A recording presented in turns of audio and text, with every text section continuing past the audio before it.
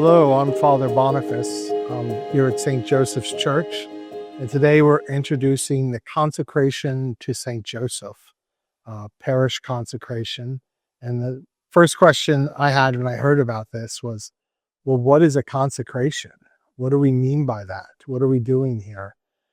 Consecration, in its widest sense, means setting something apart, consecrating something to God rather than to a profane use. So, for instance, in the church behind me, we have all these vessels we use for Mass, like the chalices, and those are set aside for use in worship, and they're blessed usually. And we know they're set aside because we would think there was something wrong if I say took the chalice up to the dining room and drank Coca-Cola out of it. We'd say something is off here, that it shouldn't be used to drink Coca-Cola when it's used in the Holy Mass. That's because it's consecrated. It's set apart for God. Now, this consecration is different because we're not chalices, we're not things, we're people. And people can be consecrated to God. So, for instance, anyone who takes religious vows has set themselves apart for God's service. But there's a wider way of consecration too, by consecrating ourselves as any Christian can to a particular saint. And that's saying that I'm going to follow this saint's example and following Christ, because really we're consecrating ourselves to God through Saint Joseph, meaning that Saint Joseph becomes our spiritual father, someone who will show us the way to follow Christ.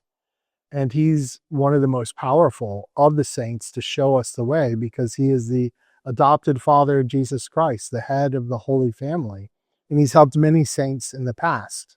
For instance, Saint Teresa of Avila, one of my favorite spiritual writers, she had a real dedication to Saint Joseph, and he helped her many times. In fact, before she was a great saint, she writes that she was a lukewarm, mediocre nun, that she would play card games and engage in chatter and mindless conversation all day and not spend her time doing what her vocation called her to do, a life of deep prayer. And she thought to herself, if I was in a fervent convent, if only I was somewhere else, then I could be holy. But it came to her that that's not true, that we're called to holiness wherever we are.